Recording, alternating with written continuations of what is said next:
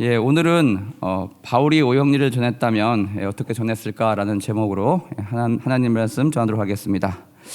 여러분, 에베소는 어디에 위치해 있습니까? 현재 지진으로 아주 큰 어려움을 겪고 있는 터키에 위치해 있습니다. 터키 서해안에 근접해 있는 도시라 할 수 있겠습니다.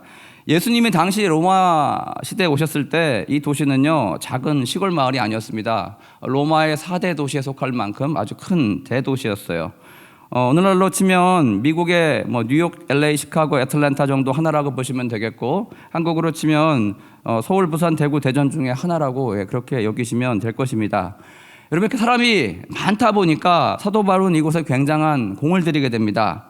바울의 3차 전도 여행 때였습니다. 이 에베소 두란노 서원에서 장장 3년이나 머물면서 그 당시 지역의 이름을 소아시아라고 불렀죠. 터키를.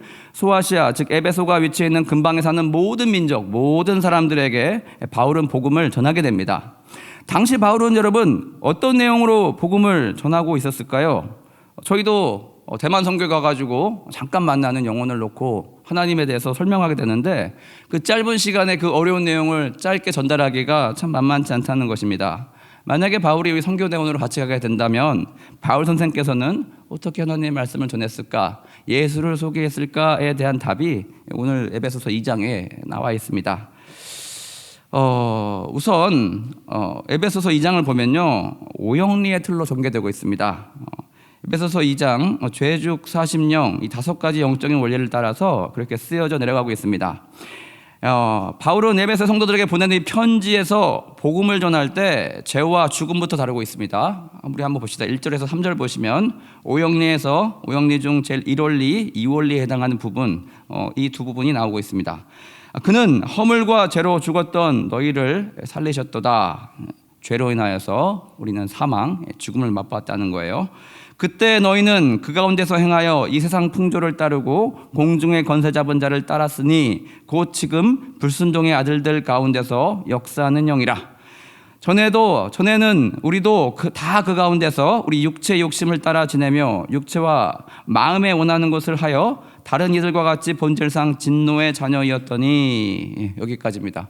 죄 가운데 사망의 자녀가 되었었다, 이렇게 이야기하고 있습니다. 자, 그런데 여러분, 우리의 상태를 영적인 스캔을 통해서 파악해 봤을 때 우리의 현황이 이런 그림이 나왔다라고 바울은 이야기하고 있어요.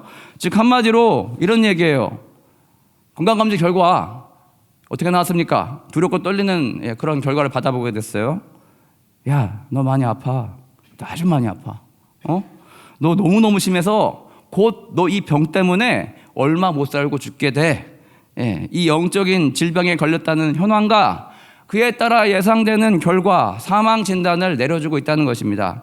근데 여러분, 이렇게 사망 선고를 받고 시한부 인생을 살면서 점점 죄 가운데 죽어가던 우리가 하나님이라는 의사 선생님을 만나게 되고 그분이 우리를 치근하게 여겼다는 것입니다. 그래서 여러분, 우리가 죄 안에 거하고 있는 우리에게 긍휼이 풍성하신 하나님, 즉 명의께서 예수의 피를 우리에게 공급해 주셨고, 죄를 예리하게 도려내는 그분의 말씀을 통하여서 말기암 덩어리와 같은 죄가 우리 몸 육체 가운데서 제거되었다는 것입니다.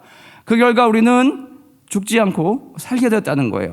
4절 보시면 긍휼이 풍성하신 하나님이 우리를 사랑하신 그 큰 사랑으로 인하여 하나님께서 우리를 불쌍히 여기셨다는 내용이 나옵니다. 그래서 여러분, 하나님께서는요, 수술비도 없고 수술대에 누울 자격도 없는 우리에게 생명을 건져주시는 무료 수술을, 그런 수술을 우리에게 베풀어 주셨다는 것입니다. 이 치료 과정을 좀 더 자세히 들여다보면 어떤 치료를 받게 되었습니까? 5절 보십시오. 허물로 죽은 우리를 그리스도와 함께 살리셨고 너희는 은혜로 구원을 받은 것이라. 그리스도를 우리의 치료자로 내어주셔서 그의 피, 즉 십자가에서 흘리신 그 피를 우리가 수혈받고 연히 우리가 말씀이 육신되어서 이 땅에 오신 그리스도의 말씀을 약으로 먹고 우리가 나음을 입게 되었다라고 이야기하고 있습니다. 이게 오형리의 3과 세 번째, 네 번째 원리에 해당되는 십자가, 사랑과 십자가의 부분입니다. 연희 오형리 마지막 5번째 영이 나옵니다. 이렇게 힘들게 다시 살게 되었을 때 여러분, 잠시 살다가 다시 죽게 되면 허무합니다. 그렇게 되면 목숨만 잠시 연장되었을 뿐 다시 시한부 인생을 사는 것과 뭐가 다르겠습니까? 그런데 하나님께서는요, 예수님이란 치료제를 우리에게 공급해 주심은 단순 회복과는 차원이 다른 그런 회복을 주셨다는 것입니다. 영원히 죽지 않고 사는 영생을 우리에게 선물로 주셨어요. 그토록 진시황이 영생케 위해 찾았던 바로 그 불로초 말입니다. 진시황은 죽을 때까지 몰랐습니다. 이 영생케 하는 비밀은요, 이 세상에 만질 수 있고 보이는 것으로부터 오는 것이 아니고 보이지 않는 것으로부터 말미암는다는 그 사실을 그는 이 복음을 몰랐다는 것입니다. 6절, 또 함께 일으키사 그리스도 예수 안에서 함께 하늘에 앉히시니. 7절, 이는 그리스도 예수 안에서 우리에게 자비하심으로써 그 은혜의 지극히 풍성함을 오는 여러 세대에 나타내려 하심이라. 이렇게 예수님을 믿음으로써 우리는 천국에 입성할 수 있게 해주셨고, 우리가 하늘 보좌에 앉혀주심으로써 우리가 영생할 수 있게 그렇게 해주셨다는 것입니다. 여러분, 바울의 오역론이 이렇게 끝났습니다. 8절에서 9절 내용은 또 무엇일까요? 오직 의인은 믿음으로 말미암아 살리라. 이 신층이, 이 유명한 구절의 내용이 다시 재언급되고 있습니다. 무슨 내용이에요? 무슨 뜻이에요? 앞에 있는 오역리, 이것을 받아들여야 오직 믿음으로 너희는 살 수 있다라는 것을 강조하기 위해서 바로 이 신층의 교리가 등장하고 있습니다. 즉 구원은 너희에게 이유가 없고 너희의 선한 행동에서 나지 아니하며 그저 하나님께서 자격 없는 우리에게 한없이 부어주시는, 거저주시는 은혜의 선물임을 잊지 말라는 내용입니다. 8절 보시면 너희는 그 은혜에 의하여 믿음으로 말미암아 구원을 받았으니 이것은 너희에게 난 것이 아니요 하나님의 선물이라. 행위에서 난 것이 아니니 이는 누구든지 자랑하지 못하게 함이라. 장기한 노래 같아요. 여러분, 자랑하고 싶은 거 있으면 다 자랑해봐. 나 하나도 부럽지가 않아. 하나도 부럽지가 않아. 하나님의 나를 만나 주셨고 예수님의 영생을 선물로 내게 주셨는데 나는 네가 자랑하는 것들이 하나도 부럽지가 않아. 뭐 이런 내용이 여러분 펼쳐지고 있다는 것입니다. 이제 여러분, 믿음을 선물로 받은 크리스천의 삶은 하나님의 은혜를 의지해서 살게 됩니다. 연이어 성령으로 인하여 변화받은 우리의 심장은요, 성령의 아름다운 가치를 품고 있기 때문에 성령의 8가지 아름다운 열매를 우리가 맺으면서 살아가게 됩니다. 성령의 기운으로 인하여 보이지 않는 이 세상에 지배하고 있는 이 악한 세력으로부터 우리는 점점 노임을 받게 됩니다. 우리를 구속하고 있던 여러분, 죄로부터 우리는 탈출하게 됩니다.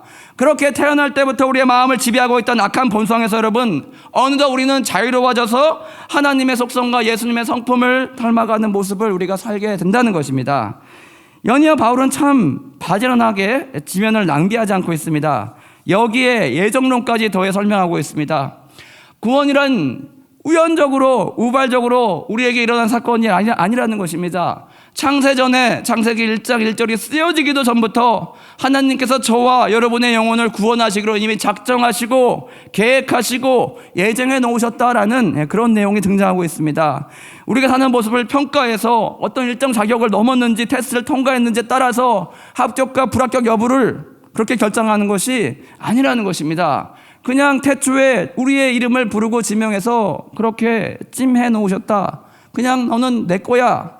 편파 사랑해 주셨다라고 그렇게 우리의 영혼을 미리 선점해 놓으셨음을 알라는 것입니다.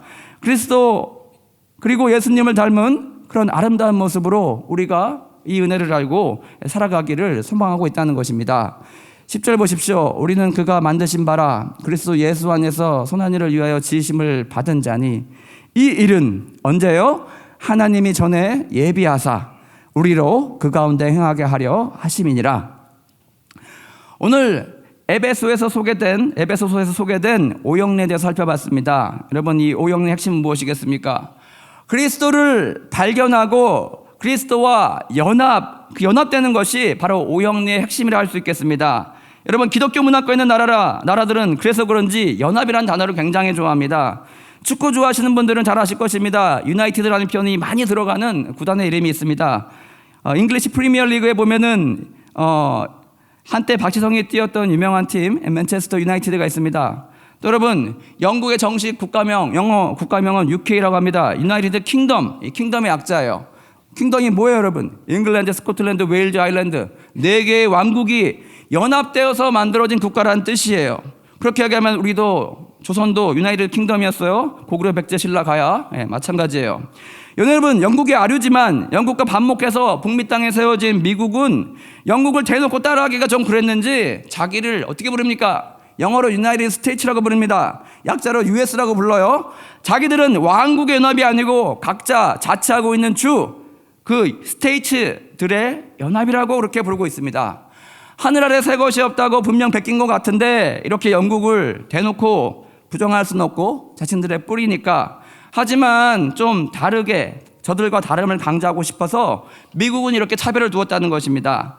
영화 킹스맨에 보면 영국의 정보 요원들이 미국의 요원들과 공작을 같이 하게 될 때 미국의 공작원들은요 킹스맨이라고 불리지 않고 스테이츠맨이라고 부르는 것을 우린 영화에서 봅니다. 우리는 그래서 그 차이를 조금 느낄 수가 있어요.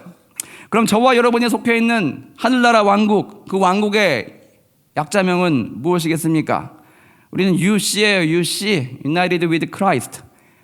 그리스도와의 연합. 예수님과 연합된 나라의 백성이라는 뜻입니다. 서울에 있으면 UC 서울이고 우리가 대만에 있다면 UC 타이베이가 되겠습니다. 여러분, 신학의 연구와 뿌리가 우리 조선왕조 유교보다 훨씬 더 먼저 시작했던 영미 문화권에서는요, 이 신학적인 용어 중에서 가장 귀하고 자주 사용되는 이 연합이란 단어, United라는 그 단어를요 그렇게 즐겨 쓴다는 것입니다. 그렇게 곳곳에서 그리스도와의 연합이란 영광스러운 의미를 품은 단어를 저들은 사랑한다는 것입니다. 대만 선교 이후 우리는 모두에게 일상의 문제가 다시 찾아오게 됩니다. 여러분, 그 영적인 전투 가운데 우리는 성령 안에서 그 전투를 치러낼 수도 있고요, 아니면 내 안에 남아있는 그 악의 기운 가운데 이 전투를 치러낼 수도 있다는 것입니다. 우리는 양자택일하게 됩니다.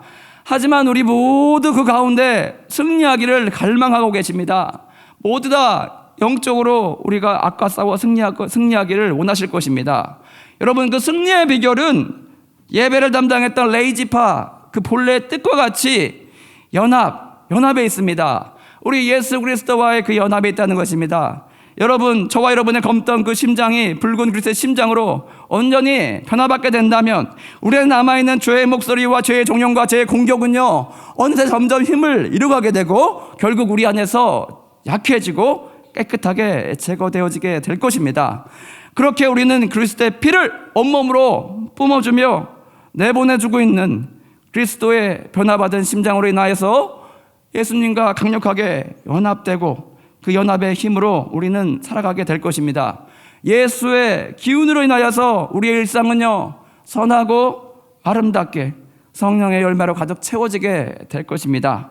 여러분, 선교 이후에 이런 일상을 살아가는 저와 여러분 되시길 바랍니다. 이 모든 변화와 축복을 받아 누리시는 저와 여러분 되길 소망합니다. 아멘. 우리 다 같이 내가 천사의 말을 한다 해도 찬양하시고 기도하시고